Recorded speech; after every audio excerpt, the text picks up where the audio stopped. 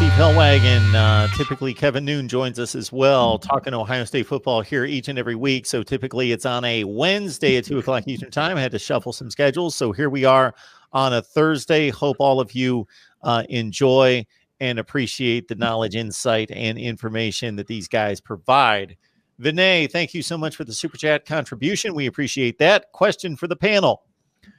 Do you think we'll see Coach Day open up the playbook for whichever quarterback wins the job in week one? Because against this Minnesota team, it just hit me that for a second consecutive year, the Gophers will be playing a high-profile opponent, starting a new quarterback, as they did against Joe Milton and gave up a ton of yardage and points in that one at home, this time against the Buckeyes. Well, I don't know if Ohio State's going to have a Joe Milton level quarterback playing for them in 2021. You know, who could possibly say? But Ryan Day always stopped the comparisons there. Ryan Day does always talk about being aggressive and wanting to be aggressive. I think he'll be aggressive until he sees that he can't be. And I think that would be the way he would lean, is to be aggressive. And then if that starts to backfire, then dial it back and give the ball to your running backs and take some easy passes. But when you've got Garrett Wilson and you've got Chris Olave and you've got Jeremy Ruckert and Jamison Williams and Julian Fleming, and let's go on and on and on, if you're not aggressive with those dudes, you're wasting them. Yeah, I agree with you, Tony. I think that they're going to come out throwing the football. I mean, maybe not on the first play, but certainly early and often you got to test Minnesota's defense, and you got to get the two best players on the field, Wilson and Olave, the football. And I saw one thing, Pro Football, PFP, whoever that is, I think had those two guys listed as the top returning wide receivers, and Thayer Munford, the top returning offensive tackle in the country. So when you've got that kind of a tandem, and there were very few teams all season that could contend with the tandem. I mean, a lot of the teams they played had one very good corner, and he would rotate between the guys, but it was kind of hard to keep them under 100 yards. And so I think you're going to see a lot of 100-yard games for both those guys again this coming season, regardless of who the quarterback is. They may rotate quarterbacks. We don't know. I mean, it's hard to say. And I don't know that I'm necessarily a proponent of that, but just win football games is kind of my biggest thing, regardless if it's one quarterback or 1.5 quarterbacks or however you do it. But I think it's going to be, I mean, they're not going to put up the same numbers they have the last 3 years, I don't think, but it'll be approaching that. It'll be maybe a touchdown off of what it's been in recent years, but it's still going to be really good. I mean, I don't have any doubt about that. You have 3 offensive linemen back. You have an amazing tight end back. I mean, Ruckert could catch 10 touchdown passes this coming season. I think all 3 of those guys could catch 10 touchdown passes. And you do that, all of a sudden, now you're at 30 touchdown passes, and you haven't even thrown to anybody else. So, I think it's all within the realm of possibility. I just like to see a diversified attack, to where, when you play a great defense in a big game, they can't take away the only thing you can hang your hat on, be it the running game, the intermediate passing game, whatever it might be. They can't take it. They can't take away your whole offense. And so that's what I want to see is an offense that grows throughout the season, gets better, improvement, and is playing its best football, obviously, toward the end of the season, when the games become so much more meaningful, and the championship game, the playoffs, whatever, you're ready to go out and play a top contender. So that's, in my opinion, much more the what is much more important than the who. I was asked in my chat on Monday, who's going to play safety, and I put up there, probably Josh Proctor, and then Malik Hooker and Lathan Ransom. And somebody immediately latched onto it and said, what did Hooker show to be that he'd be in this mix? And I'm like, well, you're talking about the 2020 Hooker. Maybe the 2021 Hooker is actually a good player, knows what he's doing, has had a full year of preparation, and is the best of the group.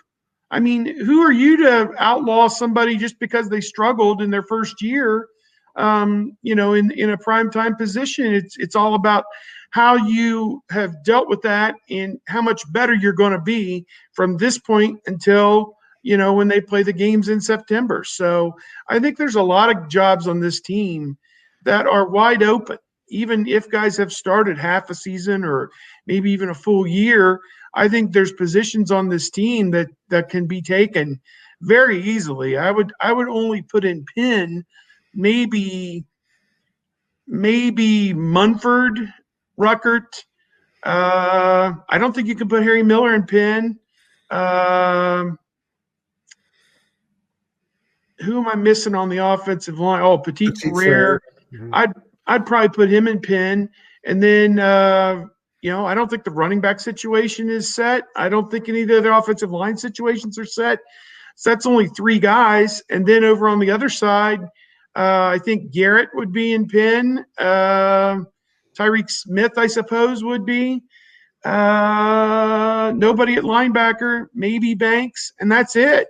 So maybe 5 or 6 guys have a spot locked up going into 2021. You've got wholesale jobs wide open. And, a lot of the question was about quarterback and the offense. But, I think it's trial and error now for the next 8-9 months to figure out who are the best 11 guys, and then to figure out the way to put them in the best position.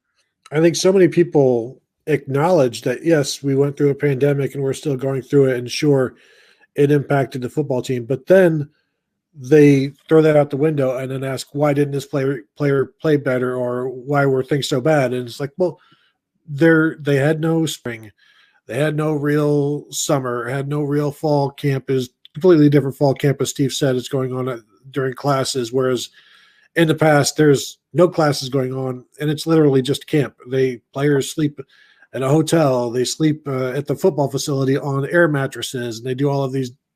It's completely unlike anything else. It is an NFL training camp, and you don't have that. And then season gets canceled, season gets restarted, games get canceled, games get, now you play this week, now you don't play next week. Just for listeners out there, like, how well are your kids learning this year in school, like going off and on, or learning at home, or, it's a wasted year for so many people. It's also going to be a wasted year for a lot of football players based on how they've had to go about doing what they do. And then, there's also not, maybe players are put in the wrong situation because that's what you had to do, because sometimes you lost somebody to COVID in terms of they're out for these 2 weeks. And so you never really got the full look at what Ohio State's defense would even be. And so you don't get a full look at the potential of the players. I would agree.